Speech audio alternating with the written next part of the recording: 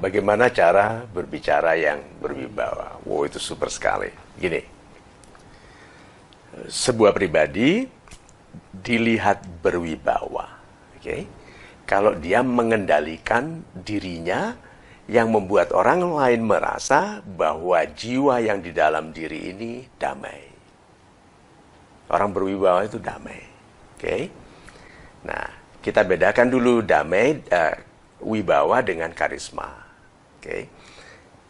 Wibawa itu tanggung jawab pribadi. Wibawa itu bisa dibangun. Karisma tidak. Karisma itu pemberian dari Tuhan. Nah, orang-orang yang berwibawa lebih mudah dihadiahi karisma oleh Tuhan daripada orang-orang yang petakilan, yang berantakan hidupnya, berantakan sikapnya, bahasanya rendah sekali, sulit diberikan karisma. Nah, jadi tanggung jawab kita sebagai pribadi adalah membangun wibawa. Nah, wibawa dulu. Jiwa yang damai itu kuat, ya, tidak goyang. Nah, jiwa yang tidak goyang bisa dilihat dari tubuh yang tidak goyang juga. Jadi orang mau berwibawa tidak boleh terlalu banyak gerakan tubuhnya. Jadi kalau dia menoleh kepalanya, bukan begitu kan? Gitu. Bagaimana? Sulit berwibawa. Oke. Nah, jadi tanda pertama dari kewibawaannya itu adalah kedamaian jiwa, dan jiwa yang damai itu tenang, badannya tenang. Oke. Nah, karena tenang pasti kan sudah mengetahui. Orang tenang itu karena mengetahui. Kalau tidak tahu khawatir. Nah, jiwa yang tenang, yang mengetahui apapun yang diketahuinya itu menjadi terukur. Jadi dia menolehnya plek, nggak kelewatan. Plek. Suaranya, kekuatannya pas, nggak terlalu keras, nggak kurang, nggak lemah. Terukur. Orang berwibawa langkahnya measured.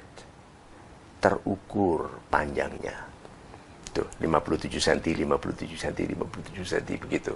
Bisa dibayangkan nggak orang berjalan 30, 40, 50, 60, 70, 150. Nah, berarti orang-orang berwibawa measured, terukur. Oke? Terus, orang-orang berwibawa tidak tergesa-gesa. Orang membantah dia, oke? Dia tahu cara mematahkan bantahannya ini. Tidak tergesa-gesa. Orang yang tidak berwibawa, orang yang membantahnya belum selesai sudah dipotong. Orang berwibawa senyum, diizinkan selesai. Udah selesai, betul. Ada lagi pertimbangannya, ada, langsung dibantai. Dan dibantainya anggun sekali. Dengan ringan, dengan ahli, dibabat. Sudah? Setelah itu apa? Tidak menikmati kemenangan. Malah dia bilang, sebetulnya kita sependapat tadi. Hanya mungkin saya belum jelas dalam bicara saya, dan mungkin saya tidak memasukkan pertimbangan dari pendapat Anda yang super sekali itu tadi. Bayangkan itu. Orang yang dikalahkan merasa dimenangkan. Tuh, berwibawa. Ya, satu lagi ya Pak. Suaranya dalam. Bagaimana mungkin gitu. Ya kan? Bagaimana mungkin saya berwibawa kalau suara saya tinggi melengking kuatiran begitu. Jadi laki-laki harus belajar bicara yang dalam. Caranya besarkan dada. Seperti loudspeaker yang besar kan ulem dalam. Nah, sama.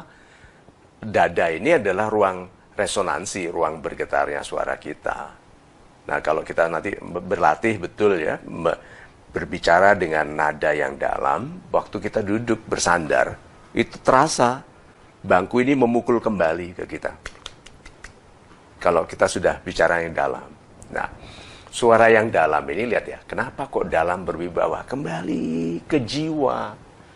Berarti itu suara yang berasal dari jiwa yang damai.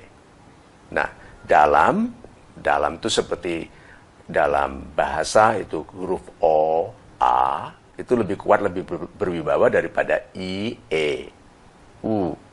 Oke, nah, orang yang suaranya dalam itu kesannya seperti suara O, suara A. Dibandingkan orang yang suaranya tinggi, melengking seperti I, sulit berwibawa. Itu bahasa itu ada rasanya. Nah, pilihan kata juga penting. Kalau diperhatikan pilihan kata saya banyak sekali yang suaranya suara wibawa. O, A. Ya. Palu, Godam. Tuh? Coba, kalau kita buat pabrik palu, mereknya Godam. Bayangkan itu daripada pabrik palu Ninil. Ya, pakai apa pabriknya namanya? Ninil. Apa itu pabrik palu? Mesti kecil kesannya. Nil gitu tuh. Kalau Godam kan dam. See? Beda ya. Nah, itu wibawa. Tangan. Orang yang tidak mengerti menggunakan tangan, steeple. Ini atapnya gereja, tinggi-tinggian. Nih, gunung. Ini. Jadi dia mau menunjukkan bahwa dia lebih tinggi dari orang lain dengan cara begini. Apalagi kalau nih matanya, mata ujung dari tangannya ke matanya orang. Ini seperti mengancam. Itu atau aku lebih tahu. Itu ada ini kecenderungan itu. Nah, hati-hati. Ini perilaku orang sombong yang menarik bagi anak muda. Kelihatan, kok keren ya. Padahal yang dilihat itu kesombongan. Ini membuat kita ditembak jatuh oleh orang. Karena di luar sana banyak sekali orang yang rendah hati, yang sangat powerful, sangat ahli bicara, tidak kelihatan. Lalu anak muda mau sok pinter dibabat oleh mereka dengan cara yang anggun. Oke, nah anak muda yang dimarahi, tapi dia merasa lebih pandai dari atasannya, dia kebawain. Tapi tetap begini, berarti apa? Saya nggak salah, cuman saya takut membantah gitu, karena bapak pangkatnya lebih tinggi. Nih, oke? Nah, satu lagi, kita sulit berwibawa. Ini perilaku banyak orang Indonesia, mengangguknya terlalu cepat. Iya pak, iya, sulit berwibawa. Saya pernah sangat junior di organisasi, tetapi saya tidak pernah menganggukkan kepala secepat itu. Sejak muda saya menolak untuk, iya pak, enggak. Saya pasti, iya pak, super sekali. Berarti saya tahu apa yang saya katakan, saya tidak khawatir tentang pendapat orang lain, saya menaruh di bawah orang lain bukan sebagai orang yang rendah, tapi sebagai pelayan bagi kehebatan atasan. Dan atasan itu harus bangga kalau saya pribadi yang berwibawa. Bukan yang kehilangan wibawa karena, oh iya pak, bukan begitu. Oke, nah. Banyak sekali dan panjang sekali bahasan tentang cara berbicara yang berwibawa. Tapi suatu kita teruskan. Tapi sekarang kita cukupkan dulu bahwa kewibawaan kita dalam berbicara sangat dipengaruhi oleh kedamaian jiwa kita dan kontrol untuk tetap memelihara kedamaian itu di dalam interaksi kita dengan orang lain. Itu.